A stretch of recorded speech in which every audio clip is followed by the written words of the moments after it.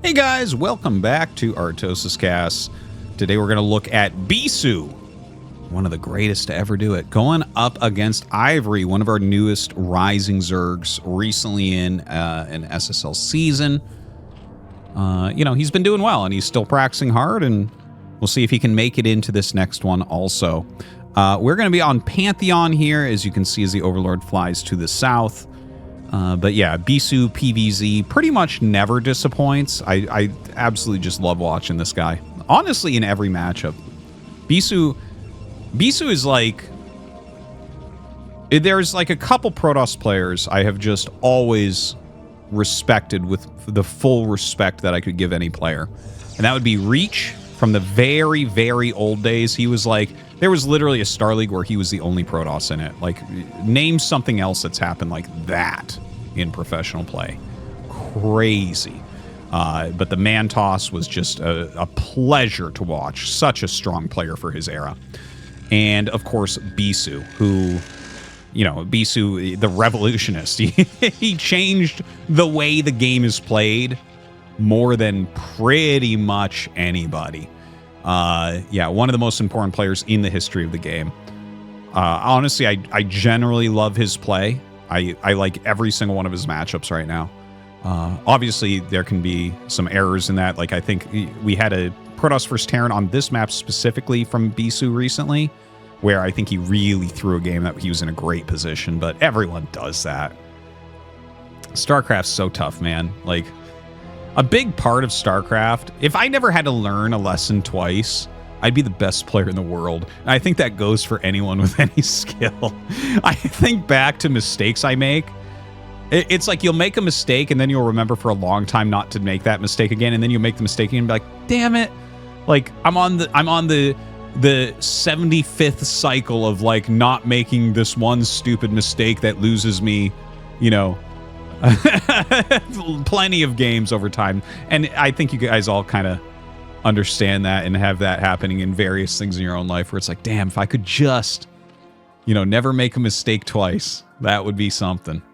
Anyways, Bisu has gone for a gateway opener. It is cross spawn and it is a pool first here from Ivory. So he's not likely to get very much done with the Zealot. We'll see if he actually commits it all the way.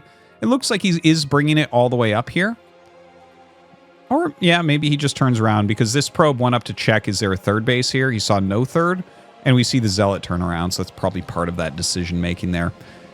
Generally, if a lot of Lings come, you're going to want to put a probe and Zealot on the ramp to just kind of block them, and he does, even though it's only two. I mean, even two Lings can be very annoying in that main base. And the Zealot coming down as well.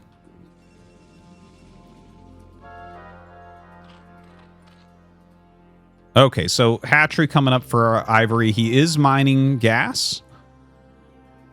I don't know that he wants to do anything like a 3-hatch Hydra here. I feel like if you're cross-spawn against Bisu and he's open with a gateway expansion, the odds of you catching him and killing him with a Hydralisk all in seems very low. I wouldn't mind seeing speed, the speed upgrade. Oh, just a very fast layer. Okay. I'm a huge fan of some of these fast speed builds into no gas for a bit and just heavy droning and hatcheries. First time I remember seeing that, sorry if I bring this up too often, but there was like a hero PV or a hero ZVP on Eclipse from ASL one season, and I was just so enamored by the build. It's generally what I try to do when I play ZVP. I do it terribly, but it's such a cool idea. So looking at Bisu's play here, he's gone for Cybernetics Core at the natural with Forge in the main. So he's just saying, I am never canceling +1. We are getting these upgrades 100%. And certainly he'll be able to do that.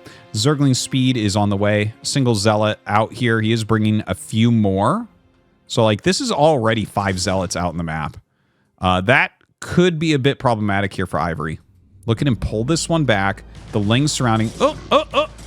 Bisu's trying to be as slippery as he can. He's just trying to keep this busy, because the longer they're chasing and trying to kill this, he probably feels like, yeah, I'm getting a free Zealot. This is nice. These Zealots showing up here, he might get that hatchery even. I mean, that's going to be a lot of damage that he is not prepared for at all. So the Zealot finally gets killed over here after heavy microing. The probe actually is hilariously going through the same area. But look at the damage being put on this hatchery. This is serious. Spire on the way. A lot of Lings coming down. I think Ivory will just barely save this because he has Zergling speed. Yeah, in fact, Bisu just decides, you know what, we'll just make these cost efficient. I'm not going to get the hatchery. Like, if he had kept that right-clicked, he would have gotten it pretty low, but yeah, I wasn't going to be able to kill it all the way. So sends these 2 Zealots up. This one actually kind of got stuck there, so he sent the second one to make the surface area a bit better. But you can see the efficiency here is insane. Bisu making this so hard on Ivory. Oh my god. He killed so many Zerglings there. So very, very good pressure. Looking back at Bisu's side of the map, Corsair is out killing the Overlord. That +1's still in the way. Citadel coming up as well. More Corsairs being made. More Zealots actually coming out and trying to apply more pressure, saying, you better have made some more Lings. And in fact, Ivory has, so he will be fine. And some really, really fancy micro. Very good micro there from Bisu, knocking him down to just a couple Lings left over. Of course, with the cannon, another Zealot here as well. You're not going to be able to do any counterattacks. +1 air attack on the way. Carapace gets started right around the same time. So there's the Carapace. And... sorry, I was just glancing at that Carapace upgrade. I feel like I noticed something I didn't notice before. What is that little mark right there? I want to zoom in to see, but you can't zoom in that part. What is that little mark? Is that like a artist signature on the Carapace upgrade? I don't know. Okay, anyways, that's the first time I've noticed that, so it's kind of like... it's making me focus on it a little bit too much. Okay, Corsair flying around. Yeah, this secondary Corsair going to come down and just go hide at the cannons. Bisu very good at keeping Corsairs alive. Does trap the probe for that Corsair control. Couple more Zealots going back here. Doesn't quite have that +1 yet. If he did, he would actually kill all of these Lings. But Ivory waits for the flank and will be able to... oh, man. Not controlling his Lings quite as well as they could be. Couple Scourge sitting in the middle here to stop Corsairs from rallying to each other. He's just kind of being a little bit annoying with these. Couple Scourge up here as well. Maybe can lure the Corsairs up. Okay. So nothing too big has happened yet. It's definitely a lot of Zealot versus Zergling trades that I think Bisu has come out slightly ahead on. You can definitely see that reflected a little bit in the worker counts. 43 probes, 44 probes here to 28 drones. Sunken as well as Evolution Chamber coming up. He knows that Bisu's getting ready to roam. He has +1, he has legs, so that's going to be a scary group of Zealots if you do not have a Sunken Colony set up, and he does have one at both locations. So very good defense. 5 mutas are out, the magic number for killing probes in one shot, but he is going to need a lot more Scourge if he wants that to happen. And in fact, look at that, 9 pairs of Scourge on the way. That is a lot of Scourge. So the Zealots start to walk by. And you know what? That's even worth just to see the Scourge fleet and like the amount of mutas. Ooh, if he can come in from the edge and get this group. Let's see. Bisu knows best on how to do this. Oh, the Scourge turned towards him. He flies away from that. He's kind of double checking on him.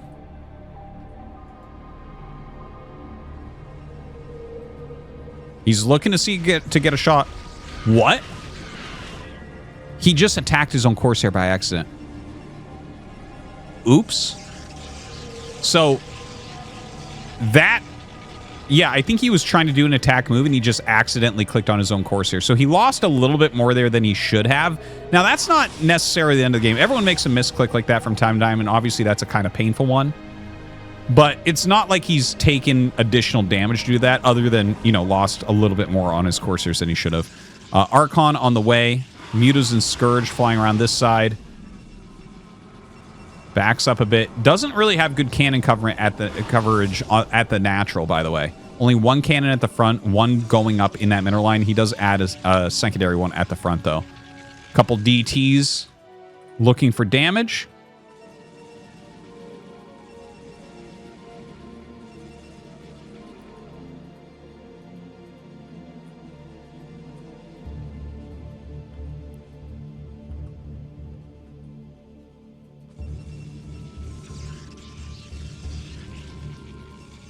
Bisu, by the way, on 6 gates right now, so I think he's going to be taking a third relatively soon. Normally, you'll see a Protoss go up to 8 gates if they think that they can really get some damage.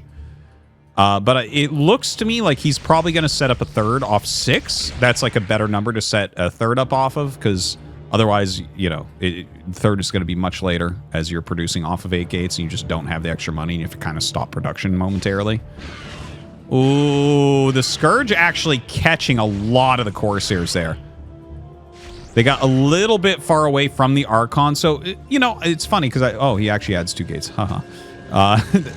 I wonder if that has to do with getting Corsairs caught. I don't actually think it does. It seems like he had already sent the probe up to that area, probably.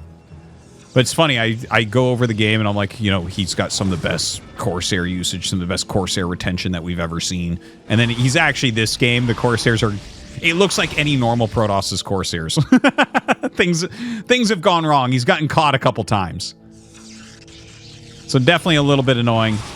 Could help Ivory at this point. If I'm Ivory, I feel like I'm thinking about the potential of Mutalisk switches a little bit later. Like, these particular mutas aren't going to do very much.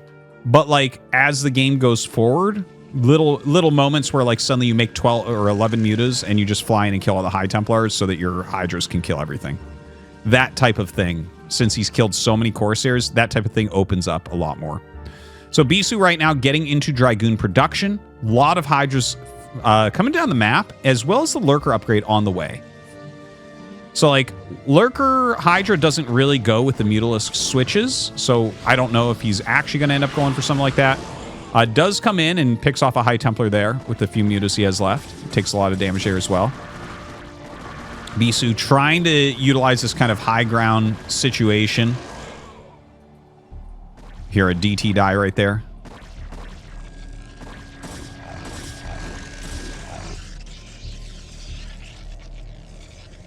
So that third base is being set up. Robo on the way. Getting that +2 armor right now. Ivory setting up a 4th base, as he does need to do, with the 3rd base coming up for Bisu. So he is on that 6-hatch Hydra still. The Lurker upgrade is about to finish.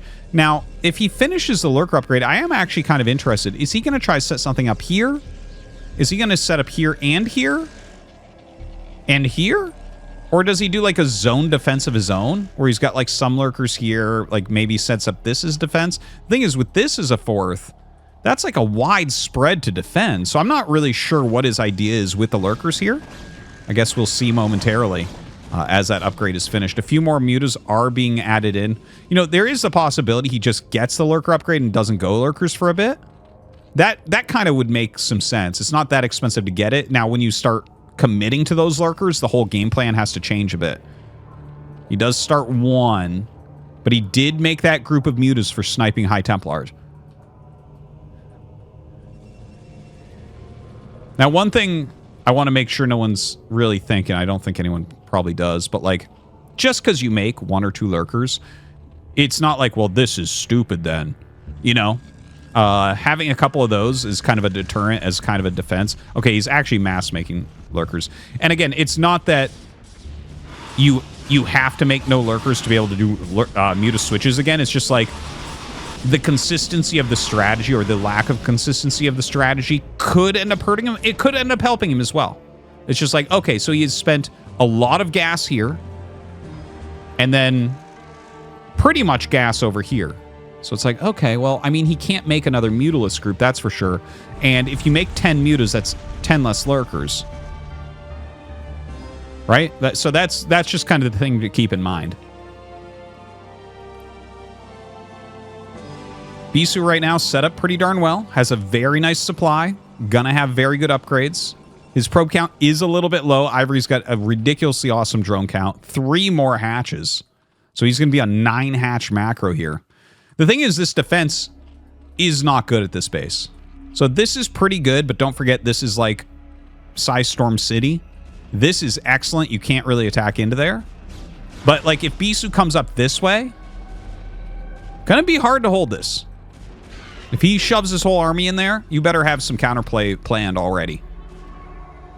Bisu looking to take this as his 4th. Got to clear those lings that are up there. He does have triple evolution chamber right now. So getting carapace, melee, and ranged attack. Always like that style personally. Lots of lings being made with those lurkers as well. Of course, lurker ling. Unbelievably good combo, especially after hive. Bisu. 9 gates.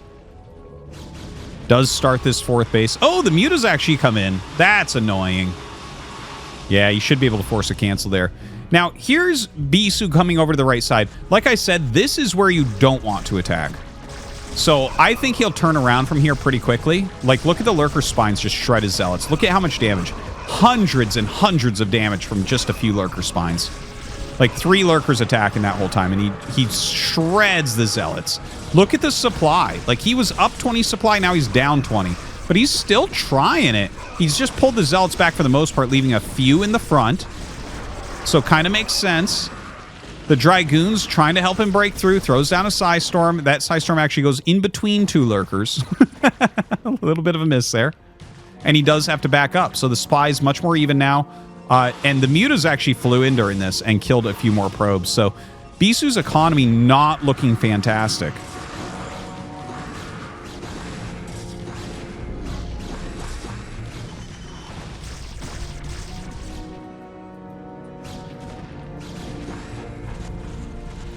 Setting up this lurker defense once again. Ivory's done a pretty good job here. Obviously, still a much stronger army overall for Bisu. But Bisu's economy has been hurt. If he had this Nexus up, it wouldn't be as big a deal. But he's got like 3 Nexuses. He's getting low on minerals here. Obviously, he's already very low here. And he never got his 4th base up, which Bisu is very on top of generally.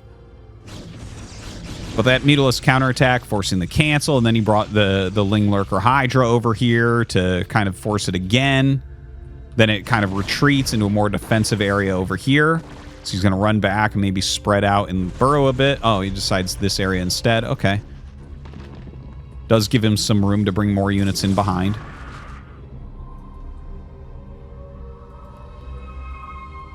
Definitely Ivory with a scary army at the moment. Just about maxed out right now. Defilers being made as well.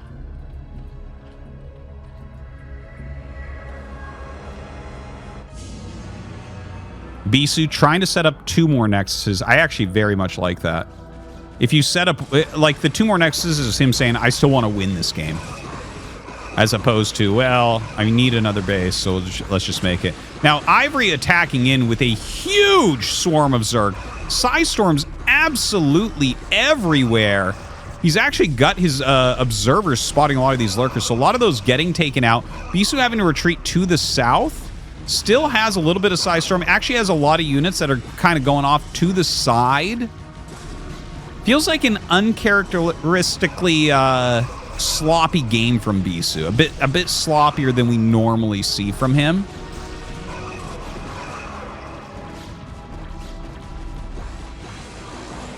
Maintains a decent defense here, but the rest of his army gets pushed all the way back at 108 supply, losing this Nexus and having no probes at this one. I actually think Ivory's about to just finish him. This does not any longer look like a winnable position here for Bisu.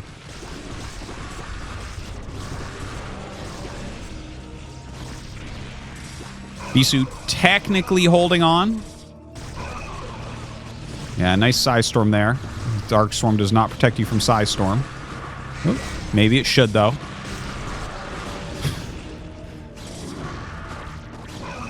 Yeah, this has got to be it.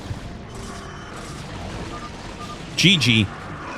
Okay, yeah, I mean, a little bit of messiness in there from Bisu. I think overall some of the ideas were very good. I guess what I found the most interesting was the dual repopulating of Mutalisks plus the Lurkers. Because it felt like, okay, the Mutas did a great job over here. And then he had like a very light Lurker group. And Bisu like tried to break and couldn't quite. So I guess it all worked out at the end of the day. Thanks for watching, guys. Hope you enjoyed. We'll see you next time.